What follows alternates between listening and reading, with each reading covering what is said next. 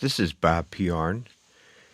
I'm very sad to hear of the passing of my friend Jon Chapman. I haven't seen him in a few years. We spoke occasionally on the phone or through email, but I haven't seen him in a number of years. I did want to dwell, though, on the great times we had together. We were especially close from 1962 to 1974. We were together almost continuously. What drew us together, we both had an overwhelming passion to play music, to the point that we would often kid each other about how many hours we had practiced that day. We did hundreds of gigs together, sometimes playing 7, 8 times a week at various places. Well, let me start from the beginning. I first met Jon in a number of ways. We were both born the same year, 1947, in January. And coincidentally, Jon, myself, and one other member of one of these bands was also born in January 47. His name was Paul Fedor, and I'll mention him later. But Jon and I were the same age. We entered Mount Carmel High School the same year, and we both had an interest in music, so of course we came together. He was taking lessons early on from Dick Howard, the local drum guru, and I met him probably from school or through Dick, one or the other, just our interest in music. So we met right away, and I remember him actually coming to my house with some pots and pans and playing. I don't know if he had a drum set or whatever, but that was early on when we were maybe freshmen in high school. But anyways, to move forward, Jon did have a car accident in 1960. Let's see, he'd be 16. So 1963, he had a Chevy Chevy Bel Air, and he wrecked it, and he broke his leg. And I remember going to see him in the hospital, and I have a remembrance of him with drumsticks, and we talked about what we were going to do with the band. So he got 1 year behind me because of that accident, and so he was always a year behind me at high school and college. Well, anyways, we formed the band around late 63 into 1964, and we played a lot of the local Auburn, New York, first rock places. The first place we played was a place called Panko's. It was a local bar right up the street from my house, and I think we made about $5. We had some local musicians, Mike Caney and Frank Zona on sax, and myself and Jon. I can actually remember doing, let's see, it was 64. We had just learned House of the Rising Sun and Love Potion number 9. That was the kind of stuff we did. Well, we added the great local guitar player, one of my first mentors, Paul Fedor, the other one that was born in January of 47, making 3 of us in the same band, born the same month in the same year. And we graduated to the main place to play rock and roll. It was called the LB Hotel, kind of a rundown old place, but they had the best in groups, and we played there. Usually on Wednesday and Sunday, the top groups would come in Friday and Saturday, but we played there on Wednesday and Sunday, and we made $12.50, which was the going union rate. We must have been in the union. I made note that we made $12.50 a piece for the band, so that means the 4-piece band made $50. At that point, the band consisted of Jon, myself on guitar, Paul Fedor on guitar and vocals, and a bass player by the name of Bruce Schaefer. So we played at the LB for a couple of years. Sometimes we played on weekends, but most often on Wednesday and Sunday. And at that time, we had a great love of jazz, even though we were playing basic rock and roll. And we compared albums and our love of different jazz venues. And we went to see the local groups Unfortunately for our girlfriends, my wife and whoever John or whatever was going out with, our dates consisted of going to see other local bands, usually playing jazz. The main people at that point were Butch Lyman Strong on keyboards, Dick Howard on drums, Frank Borza on guitar. So we would often go to see those groups, and even though we were playing rock, we'd intersperse some of that music in our music. So moving along, about 1966, I got approached to join a band called the Matadors. Actually, they were forming, and the Matadors was going to be a Herb Alpert tribute band. Herb Alpert was very big at that time. And I auditioned with them, and they had a drummer and a bass player, but I got John into the band. And for 2-3 years, we were with the Matadors, very successful band.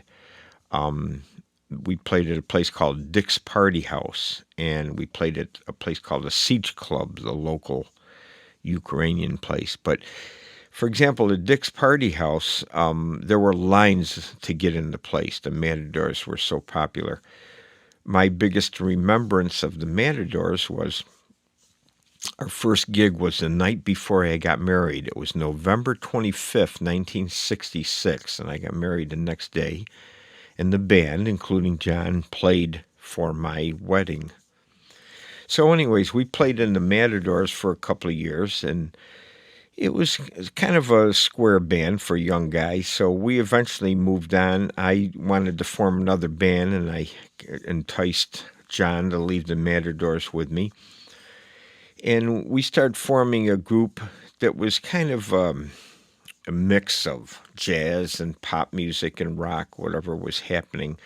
This was 1968, and we got a great singer from Central New York. Her name was Jane Walsh, the sister of the famous John Walsh of America's Most Wanted. And we formed a trio. The bass player was Jerry Bauer, and me on guitar, John on drums, and Jane Walsh. And we started playing some local venues, a place called the Beef and Ale, and we were still at this Dick's Party House playing occasionally, and the Siege Club.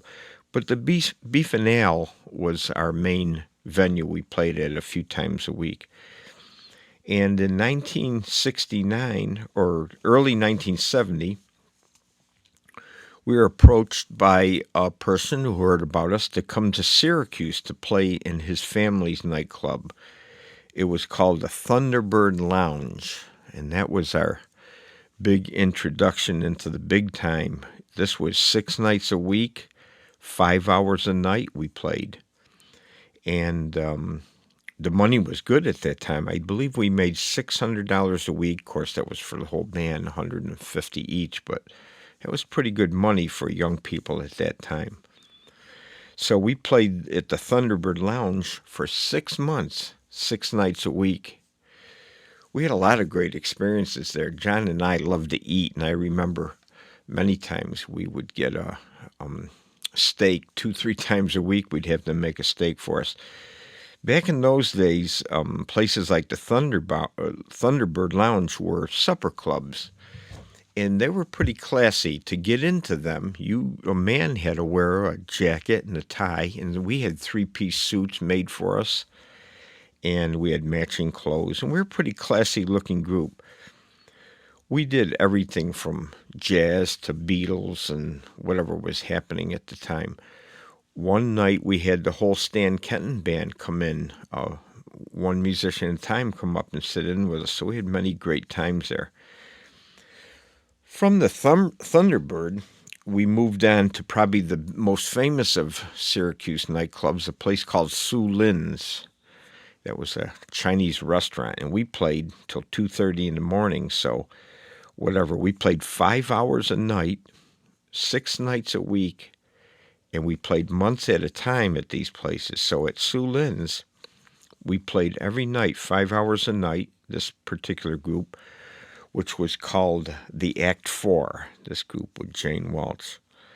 And we had many great occasions there. Great musicians would come through and sit in with us. And we played there off and on for a year.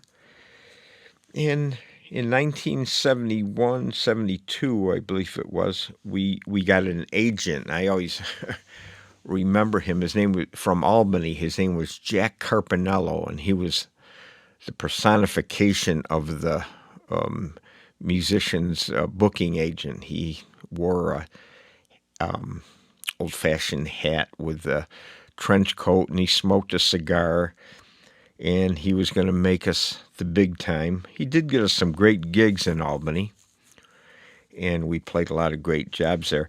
And again, one of the things that stands out about Jon, he was always in search of the great restaurants, and he loved to eat and find great food, and we found a lot of great restaurants there, as well as all the other places we played. He was always in search of a good meal. Jack Carpinello actually got us a nice gig in Lake George, New York, at a dude ranch. And we played there for a couple of months in 71. And unfortunately, that was our last gig together with that particular group because Jane got a chance to go with a bigger group. So after Lake George, unfortunately, the band broke up. Lake George was a dude ranch, and I have some great memories of it. All the people seemed to be from New York, and the band had a good time. I remember they put us up in a little hunting cottage not too far from the dude ranch, and my biggest memory was that waking up one night, I felt a kind of a moving sensation in the band. I turned the lights on, and the bed was full of spiders. So that's the kind of accommodations they gave us. But we had a great time as a band, and again, we were playing every single night for hours a night. So in 1972, I believe I formed another group, and with Jon, and that was with this Paul Fedor, who I spoke of, who was in our first rock group. And it was Jon and I and a sax player by the name of Donnie D. And again, we played 3-4 times a week at a lot of local places in Syracuse. And that group didn't last long. I went with some other groups, and I lost touch with Jon for about a year. And then 1974, we formed what would have been our last band together. Again, Jane Welch returned from the road, and we had a band with, we had a bass player by the name of Paul Brushu, and Jon on drums, and myself, and we played a few local places around Auburn. And then after that, I'm not sure, I believe Jon went to Boston, or I lost touch with him, and he became a successful accountant and started a family there, and we didn't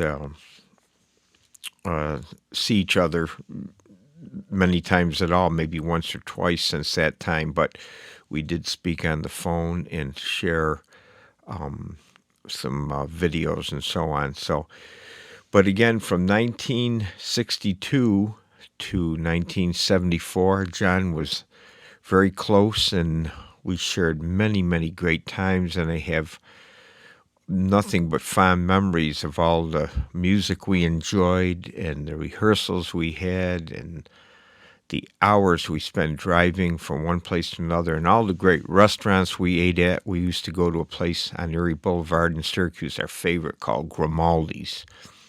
They had the biggest menu around I've ever seen in my life. And I would often eat at home, and even before our gig at Sue Lynn's, we would go have another meal. But Jon was definitely a gourmet. I'm sure he continued that into his later life because he was a lover of good food.